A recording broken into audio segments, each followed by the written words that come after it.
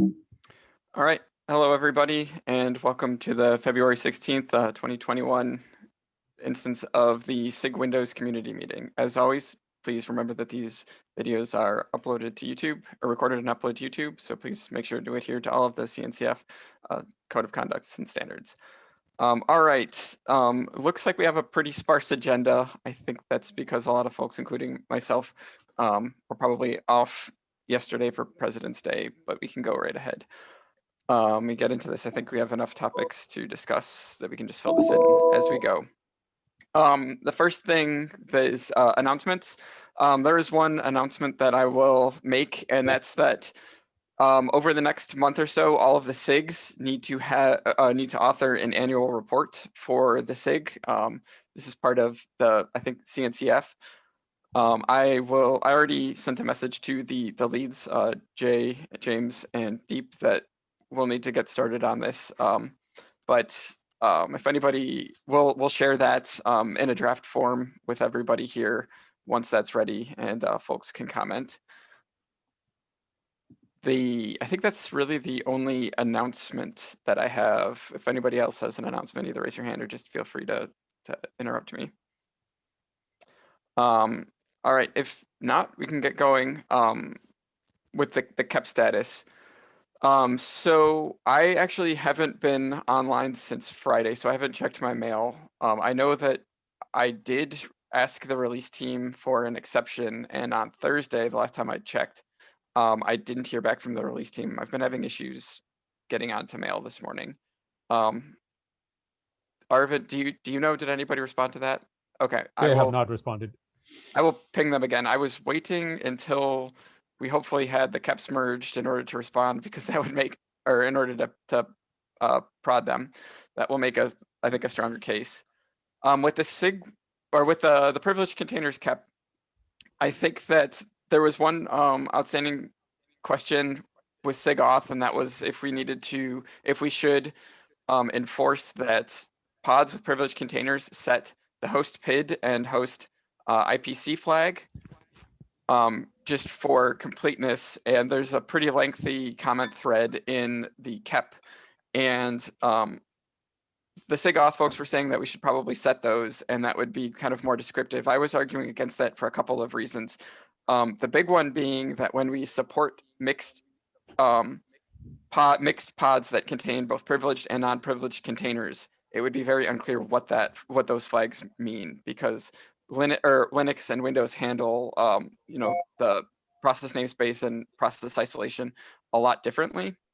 And I think that the last comment that I saw was Jordan Liggett saying that he wanted to raise that and make sure that we document it clearly, but he would defer to SIG Windows and SIG Node for the final decision. I believe that was the last kind of outstanding piece of feedback, and I'm going to reach out to SIG Node again for a final approval after we settle that. So I'll be working on that today. Arvind, did you have any updates for your KEP? Yes. So what happened is we needed a API reviewer for the node-log KEP, mainly because we are also having to introduce an API struct for node-log options. So Jordan said he cannot review this. We need to pull in Clayton, because Clayton is more familiar with that side of things. So Clayton reviewed the KEP, and what he is requesting is a few things. One is he wants a higher permission for the node/logs endpoint, not just a cluster admin, but cluster admins who have access to that explicitly.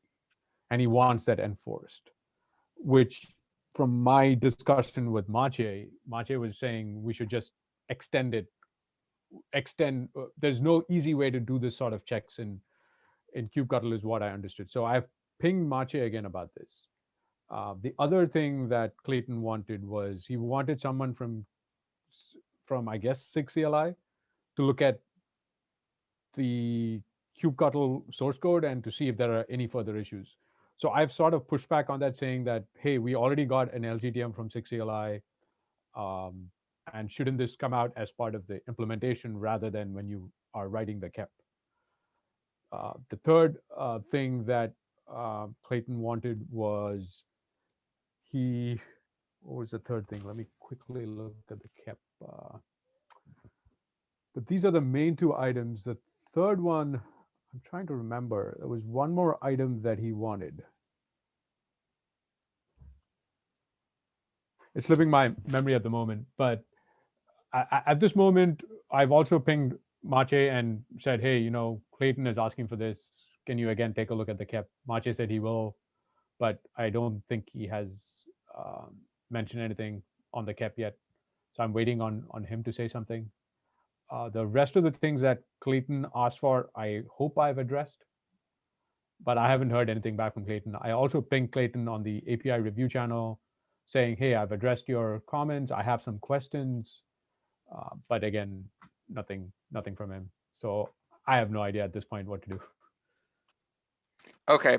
So yeah, I think the takeaway is we're kind of just waiting for SIG CLI to hear or to comment and respond to some of the feedback that we can't answer. Hopefully we'll be able to get that today and can start looking at that. Yep. Thanks for helping to drive all of this. I think that I've definitely experienced some frustrations with the KEP process before, but I think it ultimately does help make sure that everything is well thought out too. So it's just kind of a necessary evil. Yeah. Sorry, I remember the other thing that Clayton wanted was he was saying that some of the features I'm adding should also be expanded to being enabled for pod logs. And I sort of pushed back on that, saying that's outside the scope of this KEP. And that should be handled separately and not as part of this KEP. That was the other thing I forgot. Okay. Is there another thing? I was wondering, so Arvind, to just get this thing in, is there some hack we can do in the KEP where we remove the thing that Clayton's, like, I know he's asking a pretty fundamental thing about the node endpoint. Is there some intermediate version of this where we can do the foundational work and figure out what to do with the node/logs endpoint later? Or maybe ask if we can merge it as provisional and because you can put tags about the stuff that's to be, right? You could put tags around the outside saying this is going to be. Yeah, I think one option is sometimes you can say, like, we're going to implement this, like we want to implement this in alpha, and we'll either reevaluate after alpha, like keep it in alpha for another release and reevaluate if we need to, or explicitly say this will be implemented for beta. I'm not sure how that works with kind of some fundamental changes here, but that may be an option as well. I know I've requested one or two things for the privileged container KEP saying, we're going to wait until we get more feedback before doing, before kind of settling on the design for this and we'll do that for beta. Yeah, like I know, yeah, that pod logs is weird because it's like he's asking for a fundamental thing, but I'm like, is there a way you could use this functionality without the pod logs endpoint, or is it? I guess you couldn't, right? There's nothing. I think for this we could probably, like Arvind said, we can just explicitly state that pod logs is out of scope for this KEP. There is, the node logs endpoint, right? Like he wants. Is there anything that's usable if you don't have that endpoint? I mean, I guess there's not, right? Mm-hmm. I mean, like you said, it would be a hack. And the other thing is, right, if we want this to be included in 121, we cannot merge the KEP as provisional. Then you cannot apply the milestone to it. Okay. We have to say it's implementable. And the minute we say it's implementable, I think Clayton is going to be it's sort of, you have to read in between the lines when Clayton gives reviews. My takeaway from this is his main sticking point seemed to be the node log endpoint needed to have higher RBAC when compared to the pod log endpoint. Not just cluster admin, but cluster admins who have access, who have been explicitly granted access to that node log endpoint. I'm not sure if we can get him to back off on that, but I wonder if we could say that this feature can be disabled with both a kubelet flag and and the feature flag that was mentioned in there and say that we can, and ask to reevaluate, if we can reevaluate that, as maybe keep it in alpha for one more release and say, you know what, this is going to be off by default, and we have, there's a number of different flags that need to be enabled to turn this on. So can we merge this as implementable to get the kubelet work in? And make it permanently off by default in this cap. It is. And it's like, Yeah, it is. yeah, Yeah, I mean, feature flags or alpha features are always off by default. yeah. I like that. I think it's a good argument. I would make that argument. Mhm. Yeah, the issue is, right, to get the attention on it. Like I've already kind of stated that, you know, we have one feature, we have one kubelet flag that actually enables the bigger feature, and then we are adding another feature gate that disables this feature by default. So there are already, all that is mentioned. So I'm not sure what else to do. I could maybe add another comment in there saying, suggesting this approach to move forward, and see how Clayton responds. Yeah, I think, for the interest of time, let's move this conversation to Slack. Yeah, unfortunately, I don't have any better suggestions here, Arvind. I'm sorry about that. Oh, no worries. Yep. Okay, so that's that. Hopefully, we can kind of keep working to get that in. If not, we should keep pushing to. I think that we can still merge the KEP as implementable and target a future milestone. That would probably be. I mean, it unfortunately won't help with the 121 release, but we can get a lot of these conversations out of the way, or a lot earlier that way. If I think that's one possible fallback option. All right. Next thing is, I know last week we shared a way to with Containerd to explicitly opt that process, and I believe all processes spawned from that process out of the Windows Defender scans. I know that there was a couple folks who said that they were going to try it and report back. I was wondering if anybody had tried that and is still experiencing the issues being reported. I have a PR that I think I have changes to update the docs on kates.io to include this in the Kubernetes install section for Containerd, or the Containerd install. I was waiting to open that PR but until I heard back. I believe was possibly Jeremy who wanted to take a look at this. If not, we can keep going in the agenda. Was Perry looking at it? Oh, maybe. I don't see Perry on the call. Perry got a headache. He's been like, I think he's been like, his monitor is not the ideal distance from his eyeballs, and so he got like a little bit of a neck. Okay. He's not I'll check on Slack to see if anybody had that resolved. All right. Does anybody else have any other topics? If not, I think that it might be good to spend a little bit of time to discuss some of the test infrastructure updates with the community, especially the test images repos. I know we were talking about that quite a bit in the 15-minute CI signal meeting before this. So I'll just give everyone a minute if there's anything else to discuss here, and then we can jump into that. I actually want to talk about a couple of things. So Mark, we were discussing about the container DCSI issues. Did you get any time to look into that? I haven't. I've been focusing on the KEP, and then that is the next thing I'm going to be working on, hopefully starting today. Got it. Okay. Yeah.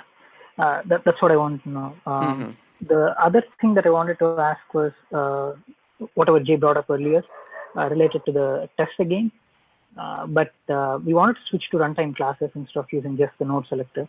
The runtime class would include a node selector and a toleration for Windows. So previously in the test suite, we were just having a node selector. Since runtime classes went GA last release, we would like to switch the test to use runtime classes. So runtime classes, this is only for the Containerd tests, correct?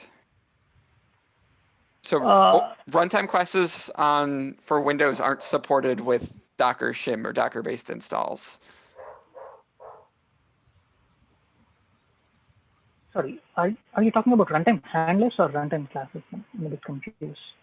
Both. So the way that that ends up working is you have, well, oh, no, okay, so that might be okay. I forget. There's additional functionality that you can only support with runtime classes if you're using container D, and that's by specifying the runtime handlers in the configs. I think that. Yeah.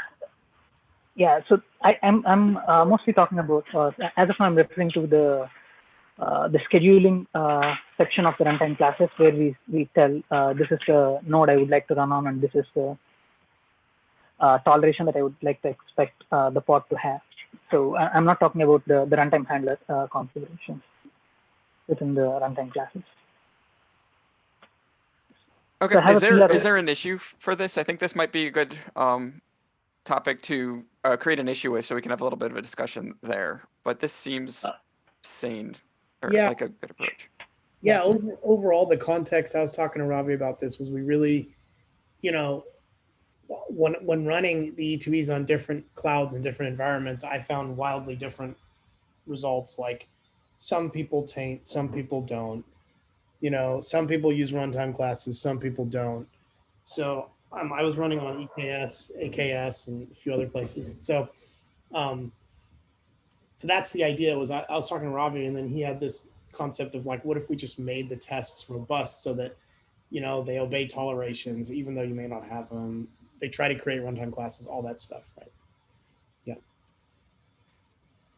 Okay. Yeah, I think that's that's a good goal. I know with Windows specifically, we've always struggled with how to kind of definitively know that a pod is intended for a Windows machine, and this kind of plays into this as well. I think there's recommendations to use the node selector for the OS, but not everybody follows that.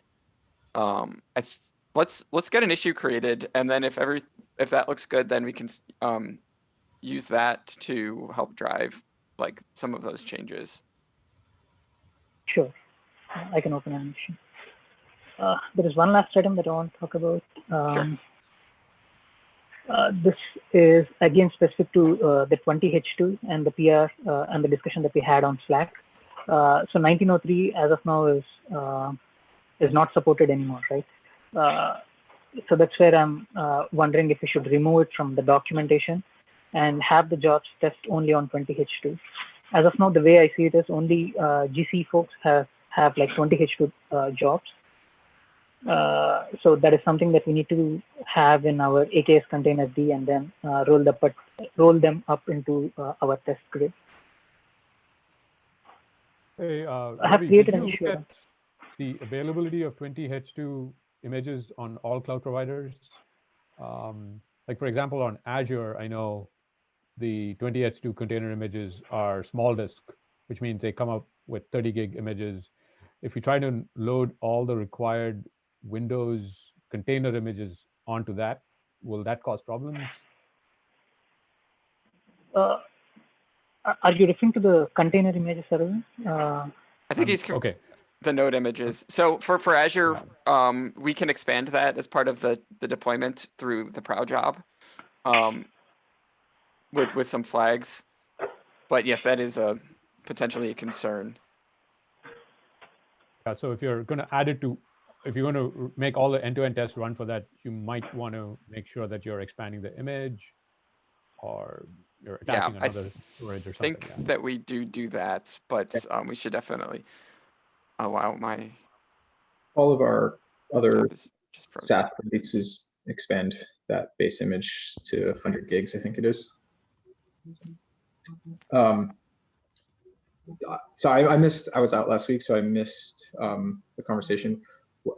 So are we dropping 1903 support, even though like I think it's supported on 118? It's because it falls out of support, or what was the consensus there?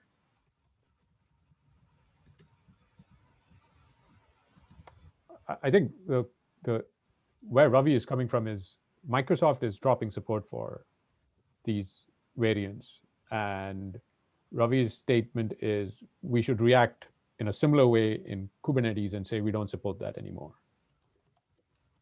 So what we Yeah. discussed a couple of maybe 9 months ago at this point, I want to say,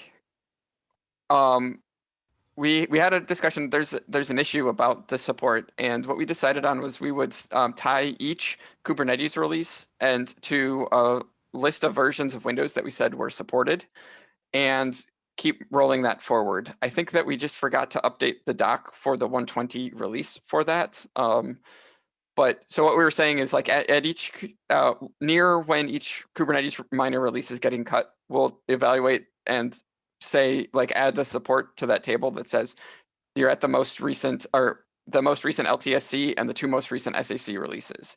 And we wouldn't go and re-update those already released minor versions based on new SAC releases for Windows. So for example, the 118 release, we wouldn't necessarily say that, hey, we've done validation on the 20H2 images.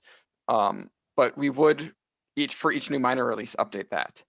So for me, given that, we could either reevaluate that decision or we can just update the one.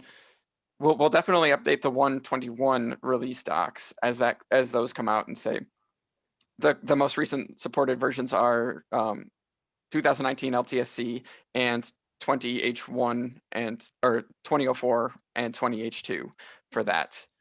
I don't think we'll touch 118 or 119. The open question is 120 because 20H2 came out kind of near the end of that release, or at least when the code freeze was.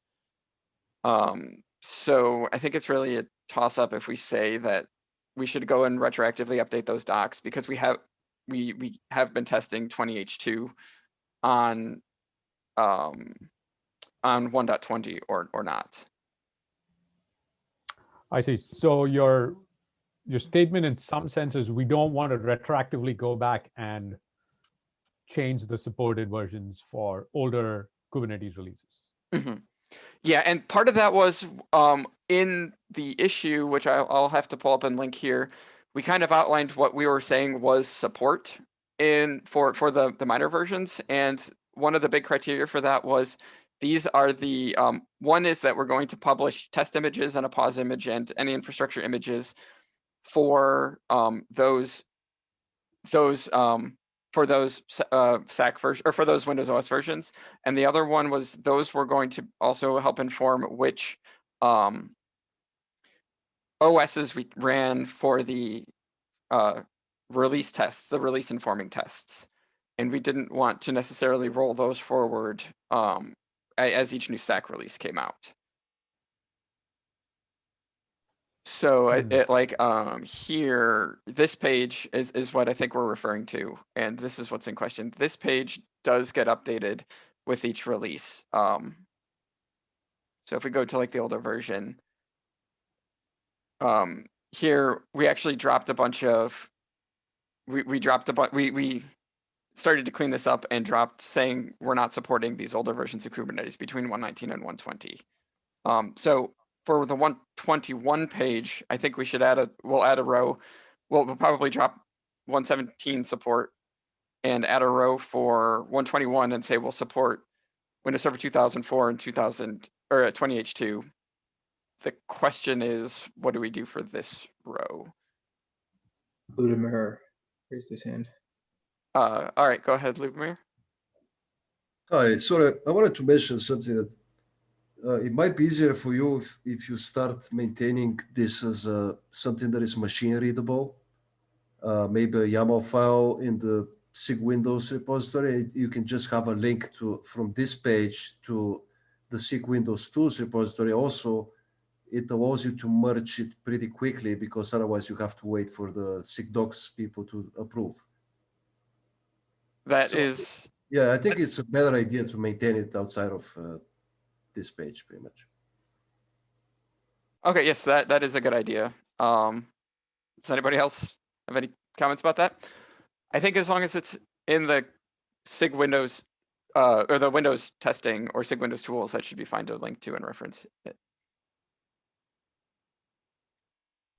Yeah, like regarding V120, should we have 20H2 tested there or not? Yeah, I think we should.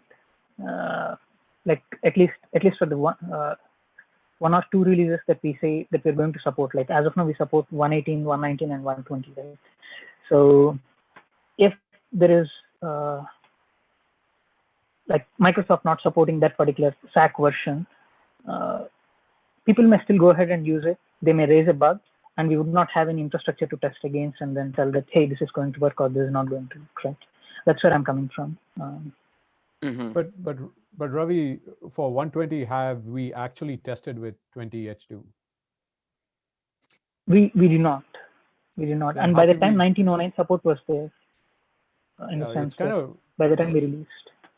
isn't it a bit risky to add support for something that we haven't tested?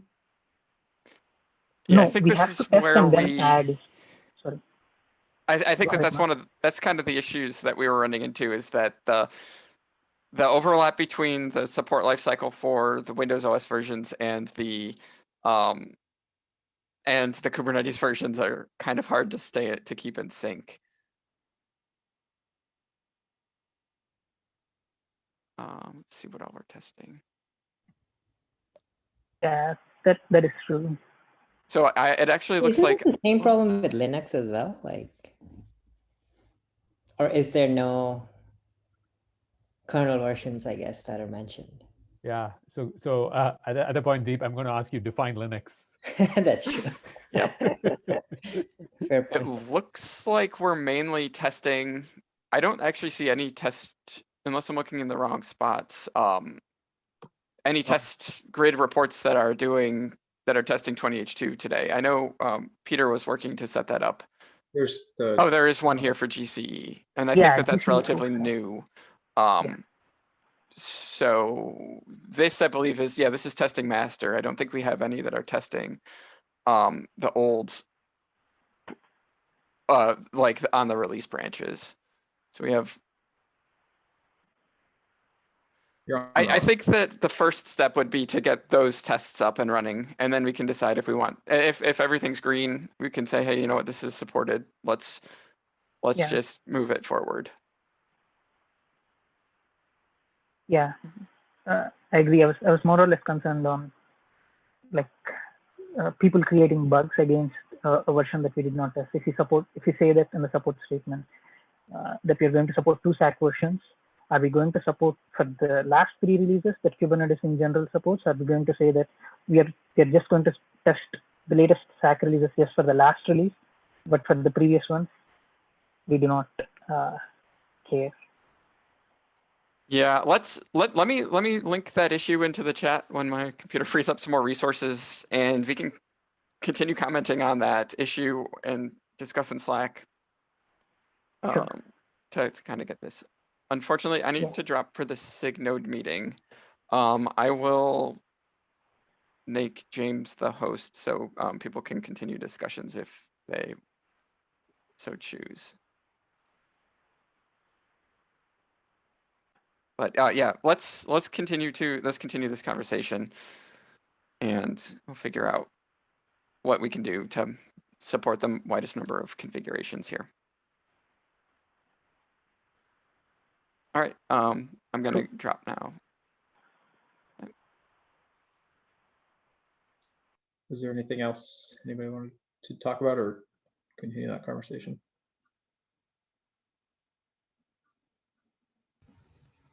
I think at least for the conversation, that particular conversation, we can have it on Slack. Okay. Rob, I made an issue for your thing. If you want to follow up on it, I pinged you in upstream Slack. Sorry, Jay, was it referring to me or? Yeah, I pinged you in upstream Slack for your issue on your taints stuff. Okay.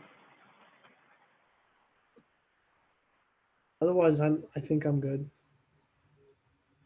All right. Last chance. Okay, we'll see I'm you good too. all in Slack. All right. Yeah, thank you. Okay, thanks. Bye. Bye. Thanks, folks. Goodbye.